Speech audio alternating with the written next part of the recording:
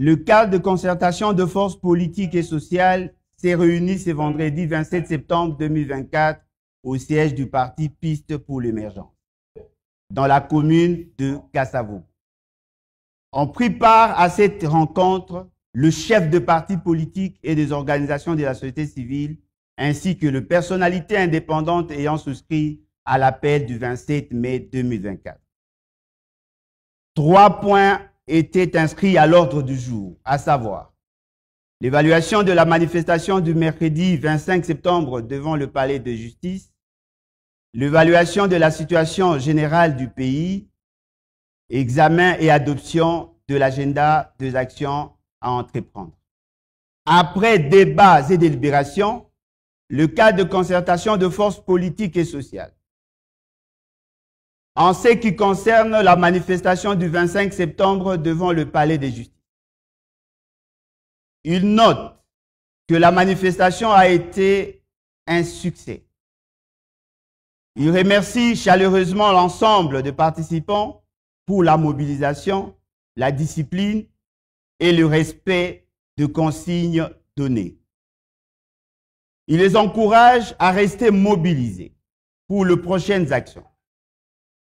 Cette participation active au sit-in devant le palais de justice est la preuve éloquente que leur ferme condamnation de la violation de la Constitution et de lois de la République, de droits fondamentaux et des instruments juridiques internationaux de protection des droits de l'homme par le pouvoir en place qui se livre en toute impunité aux arrestations et détentions arbitraires, aux violences sexuelles et sexistes dans le lieu de détention, en l'occurrence le cas de Jakindala, à l'érosion des espaces démocratiques, etc. Cette atteinte aux droits de l'homme et aux libertés publiques sont contraires aux prescrits des dispositions des articles 15, 16, 17 et 18 de la Constitution, de même qu'elle énerve tous les instruments internationaux de protection des droits de l'homme, engagement auquel la RDC a souscrit. Pour toutes ces raisons, qui ont fait l'objet de mémorandums transmis au gouvernement, le cadre de concertation de forces politiques et sociales réaffirme toute son opposition à la candidature de la RDC au Conseil des droits de l'homme des Nations Unies, tant que par sa gouvernance, M. Tshisekedi n'aura pas renoncé avec ses services et ses milices à la répression de la persécution des opposants politiques, des activistes de la société civile et des acteurs de médias. Aussi, attendu que jusqu'à ce jour, aucune enquête sérieuse n'a été diligentée pour faire toute la lumière sur l'assassinat de Chérubin Okende, de Jires Manzanza, de Fidel Uzalendo, des détenus de CPRK Makala, des victimes de violences d'État à Kilwa et à Luilou. Il est hors de question pour la RDC de prétendre siéger au sein d'une institution dont le but est de promouvoir les droits humains et les libertés publiques qu'elle bafoue avec témérité. À ces propos, le cadre de concertation de forces politiques et sociales met en demeure le gouvernement, destinataire de son mémorandum, pour y apporter des réponses adéquates aux revendications exprimées. Nous réitérons notre appel à la libération immédiate et sans condition de prisonniers et détenus politiques et la mise en place des enquêtes pour faire toute la lumière sur l'assassinat de Chérubin Okende et de Jires Manzanza, sur le carnage de Uzalendo à Goma, des détenus de Makala et des victimes de tueries de Kilwa et de Luilou. C'est l'une des conditions essentielles pour la décrispation du climat politique dans le pays. En ce qui concerne la situation générale du pays, le cadre de concertation de forces politiques et sociales note avec regret la dégradation de la situation socio-économique sur l'ensemble du territoire national et sécuritaire dans l'est du pays, ainsi que le grand centre urbain où les délinquants Koulouna règnent en maître. Il constate avec regret que 6 ans après son accession à la magistrature suprême et près d'1 an après le début de son 2e et dernier mandat, irrévocable, non renouvelable, et 100 jours après l'entrée en fonction de son gouvernement, M. Tshisekedi et son administration ne parviennent toujours pas à redresser le pays. La souffrance atteint un seuil intolérable et le peuple, exaspéré et reclus, à vivre dans l'angoisse et précarité. Sur le marché, le panier de la ménagère a cessé d'être une préoccupation pour le pouvoir qui laisse flamber le prix de biens de première nécessité, dont la farine de maïs, le pain, le poisson, le poulet, l'huile, la tomate, les piments, le sucre, le sel et autres denrées vitales. Le pouvoir d'achat s'est effondré et le gouvernement s'est mué en spectateur, incapable d'infléchir la situation en vue d'atténuer la crise économique et sociale qui frappe durement le ménage. Dans ces capharnaüm où la misère s'abat sur le foyer congolais, M. Tshisekedi est manifestement incapable de tenir ses promesses. Chaque jour, il en donne la preuve.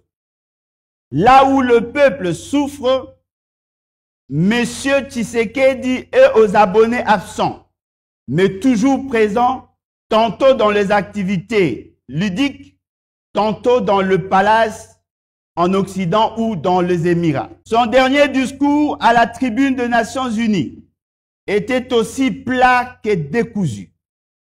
Il a le mérite d'avoir démasqué et démystifié un président complètement coupé de réalité de son pays et qui n'a plus de recettes à vendre ni aux Congolais ni au monde. Alors que son 2e et dernier mandat court encore, M. Tshisekedi apparaît de plus en plus à ce jour comme un homme du passé et dépassé. En ce qui concerne l'agenda des actions à entreprendre, le cadre de concertation de forces politiques et sociales observe avec étonnement le laxisme de partenaires extérieurs de la RDC face aux dérives du régime de Tshisekedi et les invite à changer de cap. Ces mutismes inexplicables est perçu par l'opinion comme une caution à la dictature de M. Tshisekedi qui s'en vante du reste. C'est pourquoi, dans le souci de clarifier la situation, nous entamons dès à présent une tournée d'explications auprès de missions diplomatiques accréditées en RDC, en commençant par la MONUSCO, pour transmettre le mémorandum sur les graves violations de droits humains en RDC et solliciter leur implication pour que cesse la répression et la persécution à l'endroit de voix dissidentes. Ne pouvant demeurer dans l'attentisme, le cadre de concertation de forces politiques et sociales, indigné par l'incurie du gouvernement face à l'angoisse nationale, appelle l'ensemble de nos concitoyens dans toutes les provinces à se préparer, à se lever pour participer à la grande marche patriotique et pacifique nationale pour revendiquer le bien-être social de Congolais et exiger la matérialisation de le peuple d'abord, en protestant contre la vie chère la faim, le chômage, le manque de soins médicaux, le manque d'eau, le manque d'électricité, le manque de routes, le manque de moyens de transport et contre le détournement des deniers publics. Il n'y a pas de Congolais d'en haut, ni de Congolais d'en bas. Le train de vie insolent des dirigeants et des institutions doit être revu à la baisse. La solde de militaires et policiers, ainsi que le salaire de fonctionnaires, des enseignants, de médecins, infirmiers et toutes catégories socio-professionnelles confondues doivent être majorés et indexés au coût de la vie. Les voleurs doivent restituer le fonds public détourné. Les ressources nationales doivent être équitablement réparties. C'est l'une des conditions essentielles pour la décrispation du climat social dans le pays. À cet égard, le cadre de concertation de forces politiques et sociales se réserve le droit, le moment venu, d'approcher toutes les forces vives en vue d'une marche pacifique concertée.